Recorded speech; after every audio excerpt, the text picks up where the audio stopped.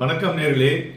இந்தியாவுடைய cooperative banking sector பார்த்தோம்னா அது வந்து ஒரு backbone of rural credit and semi urban ஃபைனான்ஸ்னு சொல்லுவோம். ஆனால் இப்போ பார்த்தீங்கன்னா அது வந்து கடந்த ஒரு 2-3 வருடங்களாக ஒரு டீப்பனிங் ஆன் ஃபினான்ஷியல் கிரைசிஸ். இது எதுக்காக இன்னைக்கு எடுத்து போடுறோம்னா, Tier 2 அண்ட் Tier 3 சிட்டிஸில் இருக்கிறவங்க இந்த கோஆபரேட்டிவ் பேங்க்ல வந்து முதலீடு செஞ்சிருந்தீங்கன்னா உஷாரா இருங்க அப்படிங்கிறதுக்கு தான். இதுவே கவர்மெண்ட் பேக்கப் இருந்தாலும் ஒரு லெவலுக்கு தான் கவர்மெண்டால உங்களுக்கு வந்து அதை வந்து சப்போர்ட் பண்ண முடியும். ஸோ அஃபிஷியல் டேட்டா படி 21 ஜூலை லோக்சபாவில் என்ன சொல்றாங்கன்னா, கிட்டத்தட்ட நம்ம இந்தியாவில் வந்து 400 கோஆபரேட்டிவ் பேங்க் இருக்குங்க, இன்க்ளூடிங் ஸ்டேட் கோஆபரேட்டிவ் பேங்க்ஸ். அதுதான் SCB அப்படின்னு சொல்லுவாங்க. அதுமாரி district central cooperative banks, then urban cooperative bank.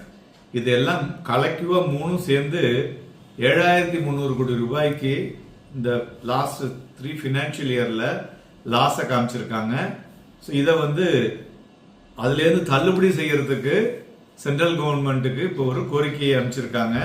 But இது வந்து கம்ப்ளீட்டாக பார்த்தீங்கன்னா Reserve Bank of India, NABARD வந்து ரெண்டுமே வந்து இந்த இன்ஸ்டிடியூஷன்ஸ் எல்லாம் ஓவராலாக பார்த்துக்கிறாங்க. பட் இருந்தாலும் there are lot of inefficiency சொல்லலாம். அதாவது என்னன்னா, ஹை ஆப்பரேட்டிங் காஸ்ட், தென் பர்சிஸ்டன்ட் ஃபினான்ஷியல் ஸ்ட்ரெஸ். ஒரு 3 வருஷத்துக்கு முன்னாடி வெறும் 150 கோடி 120 கோடி லாஸ் இருந்தது, திடீர்னு வந்து பூதாகரமாக வெடிச்சிருக்கு. ஸோ மெயினாக வந்து இந்த ஸ்கேல் ஆஃப் த லாசஸ் பார்த்தோம்னாக்க அந்த state cooperative banks and district cooperative banks இது எல்லாமே வந்து பார்த்தீங்கன்னா எல்லாமே ரெட்டில் தான் இருக்கு.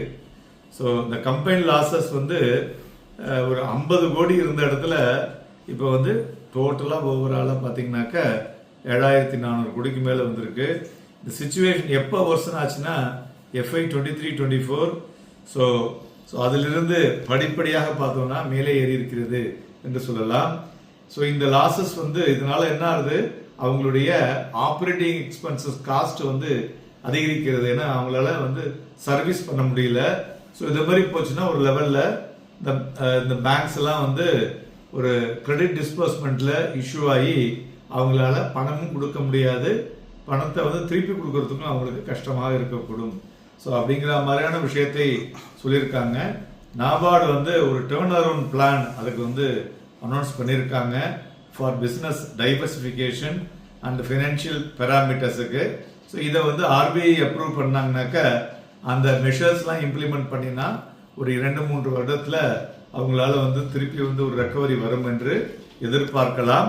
ஸோ அதனால Tier 2 Tier 3 சிட்டிஸில் இருக்கிறவங்க ஜாக்கிரதையாக உஷாராக இருங்கள். நன்றி, வணக்கம்.